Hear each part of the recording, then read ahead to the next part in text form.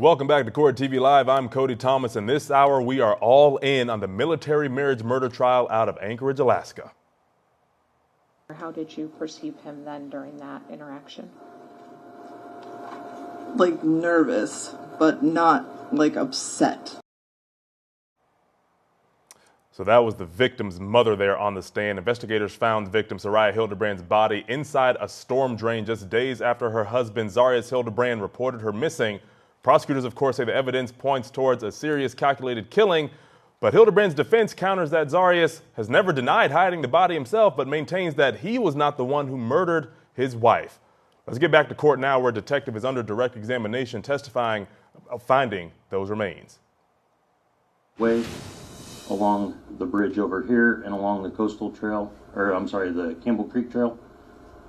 We also ended up coming around and parking over at this park at one point because of the close access along Campbell Creek here and all of our gear. We didn't hike all of that way, we walked it, but then we went back and parked over here.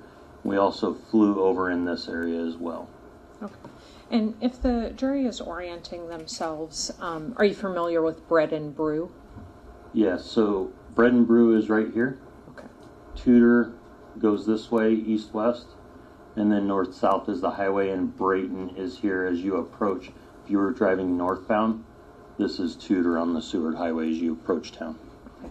And as you're undergoing this search, are you operating under the information that Soraya Hildebrand had left her apartment down at the bottom and walked to the Bread and Brew?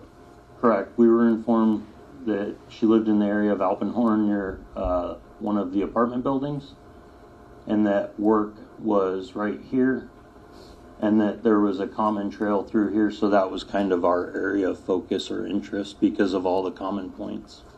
Okay. And did you ultimately locate Miss Barney or Miss Hildebrand that day? We did. Okay. And where was she located? Can you show the jury on the map? Sure. Ultimately, after we were doing the drone ops, me and Officer Muma were trying to kind of refocus for our next part, like what we were going to do next, because we hadn't found anyone yet. As we were standing on this, I asked Officer Muma for a flashlight. There's a raised concrete manhole cover that is elevated off the ground. It's one of the ones you see in town that would be probably maybe waist high or a little higher. And it's right about where that A is, where it says Waldron Park, and it's on the west side of this access road, between the access road and the highway. And when we put a flashlight in there, we observed what looked like bedding and human flesh at the bottom of the sewer at the bottom. Okay. Did you ultimately lift the manhole cover? We did. We went and grabbed tools so we didn't handle the cover. We lifted it off, and then we could see that there was bedding, a pillow, some clean bedding, and what appeared to be a human being at the bottom. Okay. And does States Exhibit 47 and 48 depict that manhole from the outside as you observed it, and then 48 from the inside as you saw it?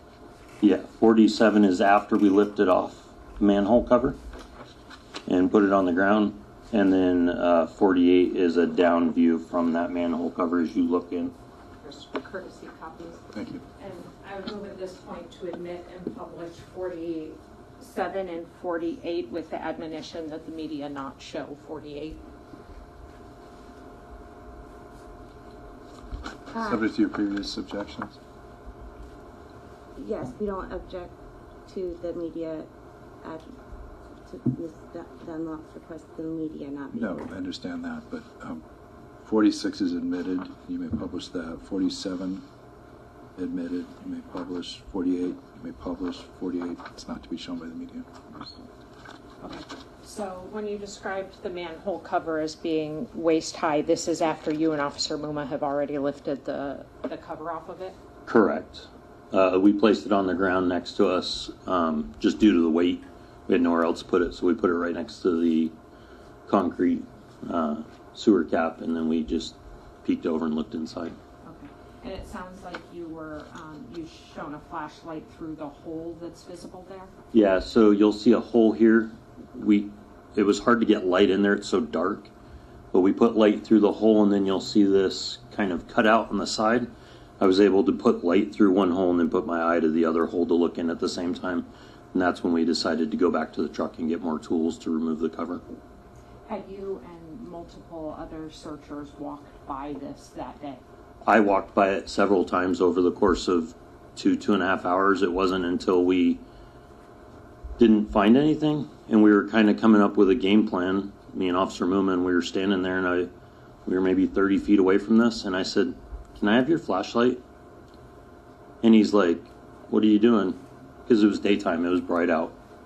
And then I pointed at the manhole cover, and we're like, somebody had to have checked it already. Like, this has been a couple days, and unfortunately, when we went and checked it, we found what we found. And I'm going to show you State's Exhibit 48 now.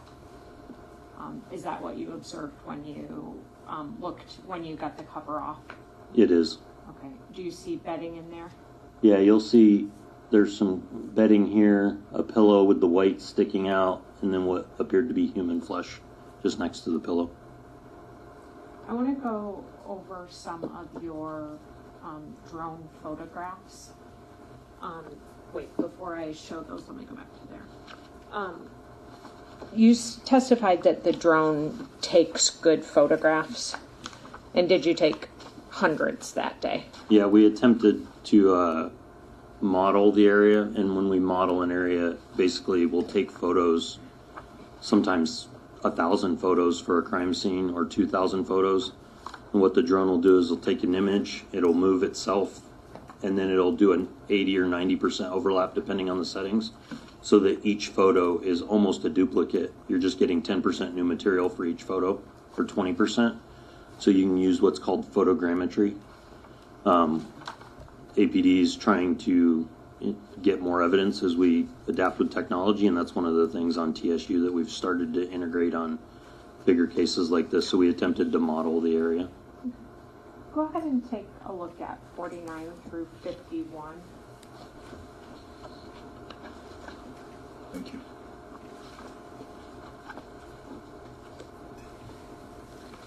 Are those some of the relevant photographs that you took of that area that day? They are. True and accurate to as to how the drone saw the area? Correct. This is not from my perspective. This is 49 through 51 is the drone elevated in the area doing aerial photos and scans. Okay. Can you actually see yourself in those photographs? Yes. What are you wearing? Purple shirt. Okay. Purple button up. So you're obvious. Yes. Okay. I'd move at this point for the admission of 49 through 51. Any objection? May I publish, Judge? They're admitted, you may publish. So going to 49, and you can continue to use the laser pointer there. What is the crime scene tape marking off? So the tape here is actually marking off that manhole cover on the frontage road that I pointed out to you earlier that parallels the Seward Highway. You can see me standing here looking down, flying the drone with the purple shirt. This is where the road meets the crime scene van where we were parking on the main road on Alpenhorn. And then in the background, you can actually see the apartment buildings just at the edge of the trees. So it's kind of a big picture of the scene facing south down that access road. Okay, and the jury's going to hear from the crime scene team later today, but that van there, you know to be the crime scene team's van? I do. All the vehicles park at our same building where TSU maintains the building.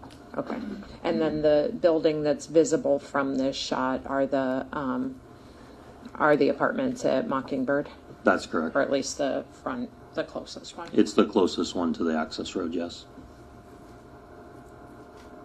And then 50, what does 50 depict? 50 is, you can see the crime scene tape here. It comes back around through the trees. You don't see it here. Here's the manhole cover on the ground with the raised sewer cap. And this is a picture facing the opposite direction, facing northbound. You can see the Seward Highway here as the access road kind of merges towards Campbell Creek where the highway goes over the creek. Okay, and where would Campbell Creek run on that photograph? Campbell Creek's actually right here, right at the edge. You can see the bridge as it goes over and under because we actually walked under the Seward Highway. Okay, And that storm drain feeds into Campbell Creek? I don't know if it actually dumps into the creek, but you could tell that it was running from left to right and that there was a flow through there. Okay. I don't know where it ultimately terminates. Okay. But it goes that direction. It does go that direction. And then 51, what does 51 depict? 51, I'm in my shirt on that frontage road with the fence. You can see the van and the apartments a little bit better. And this is a picture of the drone facing back towards the scene from the Seward Highway, pointing due east-ish, looking at the crime scene. And once Soraya's body was recovered, did your involvement with this case end? Yeah, I notified homicide detectives that we believed we had found her, and at that point, all we did was scan the area and take photographs with the drones. We never went down inside or anything like that. That's not our specialty. We just flew the drones and tried to document as much as possible.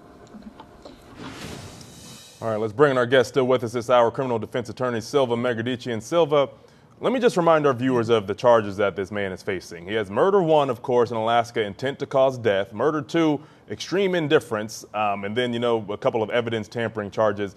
As I'm listening to this detective on the stand now walk through and show us this drone video, you see how remote it looks. Of course, we know, how Alaska is. This manhole that's out there looking like it's in the middle of the woods at this state park. This, to me, it shows intention. It shows calculation. And they also have this man, Zarius Hildebrand, purchasing, the new bedding, and they have him on the little, self-checkout cameras that catch you looking at the worst angles possible when you go to Target. But, buying a 96-gallon tank, all these odd purchases following this woman's death. This has elements of murder 1, 2, 3, 4, 5, 6, 7, ABC 1, 2, 3 here, Silva. Help me understand some of this right here.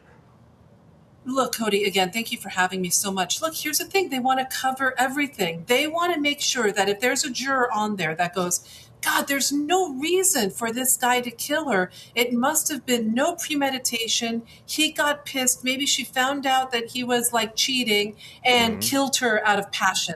And so maybe that's why the second degree, they want to cover all their bases so that this jury has no choice but to convict him either of murder 1 with premeditation or murder 2 without. So again, the prosecutors are doing what they can, because if there's one thing that is glaring in this case, it's the why. We know the how. We know there's a gun. We know that she was shot and killed. We know that the bedding is involved. It's such a duality, Cody, right? You have this remote area that's so cold and so distant, yet what is attached to her is so personal. The pillow, the bedding. It is so unbelievably grotesque in how personal the dumping was. I think that also, whether it's out or within, that jury's going to say, he really never wanted her body to be found, and he had the gall to do whatever he did in the one place that she should have felt safest. So, and by the way, this detective's testimony, talk about a great testimony just to show, it's like he doesn't have a dog in the fight. He's just reporting. That's a great detective. So anyway, really huge win for the prosecution on this testimony in a lot of ways. And as you sat there and talked, Silva, it's, didn't want her to be found. Extreme indifference. Having the gall to do it inside the house, intent to harm. It's right there as you just spoke it into existence. You know what I mean? Again, innocent until proven guilty, but we're just looking at the facts of this. And another fact here, Silva, I believe this testimony is from yesterday. As I was reading in, getting caught up and looking at local reporting and all that, one of Zarius's military buddies took the stand and talked about going to visit him when he was behind bars, right, when he was initially arrested.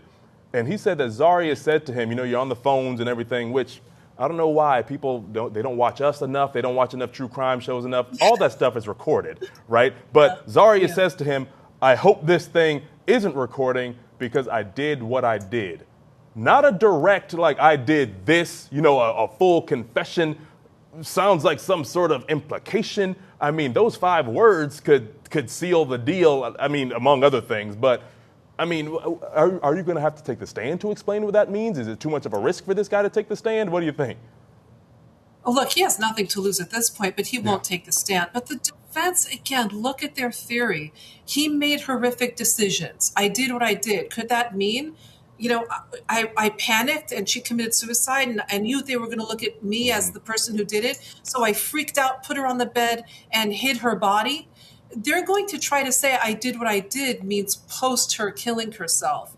But again, could anyone with reason believe this, especially where he placed her, which I think is so indicative of someone who never wanted the body to be found. It's so remote. And any reasonable person, Cody, would call the police if, in fact, she killed herself. That's what I'm saying. Right? Reasonability, like you said.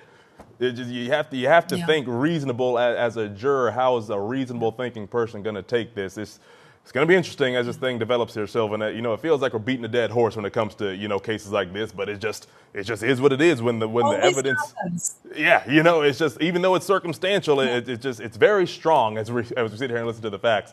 My friends, stand by. More from Alaska after this break. Keep it right here on Court TV. But up next, another police officer will take the stand.